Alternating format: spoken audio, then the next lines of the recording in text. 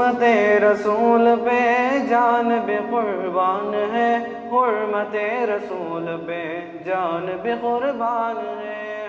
بسم اللہ الرحمن الرحیم۔ بچے کی پیدائش سے متعلق بچہ پیدا ہونے کے بعد بچوں کے ساتھ کیا کرنا چاہیے، ہمارے لیے اسلامی حکم رہبری کیا ہے، اس کے بارے میں پوچھا ہے آپ نے سوال۔ بہت اچھا سوال کیا ہے۔ اسلام کی نظر میں سب سے پہلے جب بچہ یا بچی پیدا ہو تو اس کے سیدھے کان میں اذان اور بائیں لیفٹ سائڈ کے کان میں اقامت کہنی چاہیے۔ یہ اللہ کے نبی علیہ الصلوۃ والسلام کی سنت ہے، تو یہ مسنون اور مستحب طریقہ ہے۔ حضرت علی رضی اللہ عنہ کے بیٹے حسن رضی اللہ عنہ اللہ کے نبی علیہ الصلوۃ والسلام کے نواسے کے پیدا ہونے کے وقت میں خود حضور علیہ الصلوۃ والسلام نے اذان کہی تھی ان کے کانوں میں۔ ترمذی شریف میں حدیث موجود ہے۔ حدیث میں ہے، حضرت حسین بن علی رضی اللہ عنہ روایت کرتے ہیں، اللہ کے نبی علیہ الصلوۃ والسلام نے فرمایا کہ اذان اور اقامت کہنے سے بچہ السبیان جیسی بیماریوں سے بچ جاتا ہے۔ وہ ایک بیماری ہے، اس سے بچ جاتے ہیں بچے۔ حضرت عمر ابن عبدالعزیز رحمۃ اللہ علیہ بہت بڑے تابعی ہیں، ان سے روایت ہے کہ اذان اور اقامت کہہ کر اسی وقت اچھا کوئی نام اللہ کے رسول کے پسندیدہ ناموں میں سے کوئی نام بھی رکھ دیتے تھے، بچہ ہو یا بچی ہو۔ حضور اکرم صلی اللہ علیہ وسلم کے پاس صحابہ کرام اپنے گھر میں پیدا ہونے والے بچوں کو لے کر آتے تھے اور تحنیک کراتے تھے۔ تحنیک کا مطلب ایک نیک سیرت شخص اپنے منہ میں کھجور، شہد یا کوئی بھی چیز کھجور لے کر اپنے منہ میں چبائے، یا شہد وغیرہ اگر اس طرح کی کوئی دوسری چیز ہو تو اس کو انگلی میں لے کر بچے کے تالوں میں لگائیں، اس کو کہ افضل تو کھجور ہے، اگر چاہے تو شہد یا کوئی بھی میٹھی چیز تالوں میں لگائی جا سکتی ہے۔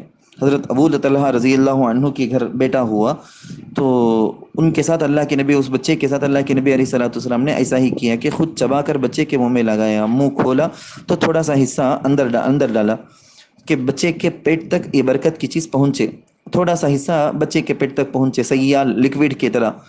اس کے لیے کسی صاحب علم، بہت بڑے بزرگ، حافظ، ایسے عالم کا انتخاب کرنا اچھا ہوگا۔ اس میں کوئی نیک عورت ہو تو اس کو بھی انتخاب کر سکتے ہیں۔ اعلیٰ سنن کے اندر یہ حدیث ہے۔ بچے کے پیدا ہوتے ہی قل اعوذ برب الفلق قل اعوذ برب الناس والی دونوں صورتیں، پوری صورت، اسی طرح آیت الکرسی پڑھ کر دم کر دیں، شیطانی اثر سے بچہ بچ جائے گا۔ اگر ہو سکے تو روزانہ صبح شام کے لیے معمول کر لے تو اور بھی اچھا ہوگا۔ حضور اکرم صلی اللہ علیہ وسلم حضرت حسن حضرت حسین رضی اللہ عنہما کے لیے ایسی ہی دعا کیا کرتے تھے۔ حضرت ابراہیم علیہ الصلوۃ والسلام بھی اپنے دو بیٹے حضرت اسحاق حضرت اسماعیل علیہ الصلوۃ والسلام کے لیے اس طرح کیا کرتے تھے۔ اس کے بعد حکم ماں پر بچے کو دودھ پلانا واجب اور ضروری ہے۔ چاند کے حساب سے 2 سال تک دودھ پلائے۔ یہ ماں کا دودھ بچے کے لیے بے حد مفید ہوتا ہے، صحت مندی کا ذریعہ ہوتا ہے اور کمزوری بھی دور ہو جاتی ہے بچے کے۔ اس کے بعد پیدائش کے بعد سے 7 دنوں تک کے اندر نام کبھی بھی رکھ سکتے ہیں۔ 7ویں دن سے زیادہ تاخیر کرنا اچھا نہیں ہے۔ 7ویں دن بچے کا ختنہ کرانا بھی بہتر ہے۔ ہاں، اگر بچے کے اندر برداشت کرنے کی طاقت نہ ہو تو جب برداشت کی طاقت آ جائے گی تو اس وقت ختنہ کروا لیں۔ 7ویں دن عقیقہ کرنا بھی مستحب ہے۔ لڑکے کے لیے 2 اور لڑکی کو 1 بکرا یا بکری ذبح کریں۔ قربانی کے دن پڑ جائے تو گائے میں بھی حصہ لے سکتے ہیں، ورنہ عام دنوں میں اس کی اجازت نہیں۔ عقیقے کا گوشت تو خود پورا بھی کھا سکتے ہیں، بچے کے ماں باپ بھی کھا سکتے ہیں، دادا دادی یا نانا نانی بھی کھا سکتے ہیں۔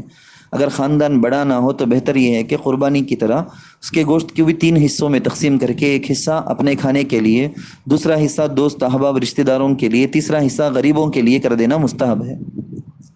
عقیقے کے لیے شادی کی طرح دعوت کرنا یا کوئی باقاعدہ پروگرام کرنا، رشتہ دار ددیال ننیال سب کا موجود ہونا ضروری نہیں ہے۔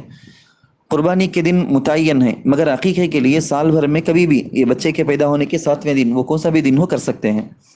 اسی طرح بچوں کے حق ہمارے اوپر جو لازم ہوتے ہیں وہ یہ بھی ہے کہ بچوں کو جو پیمپرس باندھتے ہیں وہ باندھ کر ایسے ہی دیر تک کے لیے نہیں چھوڑ دینا۔ بچہ چھوٹے یا بڑے استنجا میں لت پت غلیظ ایسے ہی رہے تو اس کا اثر بچے کے دماغ پر پڑے گا، اس لیے اگر بچہ استنجا کر دے تو فوراً نکال دے، دھو کر اس کو صاف کر دے، ورنہ اس کے منفی اثرات بچے کے دماغ پر پڑ سکتا ہے۔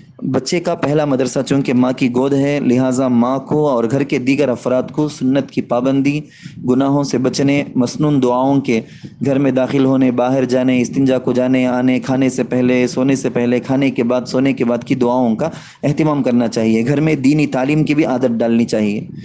بچے کے سامنے بے حیائی کی باتیں کرنا، بے حیائی کا کام کرنا ہرگز نہ ہو، بے حیائی کی ایسی تصویریں بھی نہ ہو، ویڈیو بھی نہ ہو۔ یہ ساری چیزیں ماں باپ پر بچوں کے لیے حق ہوتے ہیں۔ اللہ تعالیٰ ان سب کا بھرپور خیال کرنے کی ہم سب کو توفیق عطا فرمائے، اور پوچھنے والے کو بھی اللہ تعالیٰ عمل کی توفیق عطا فرمائے، جزائے خیر عطا فرمائے۔ واللہ تعالیٰ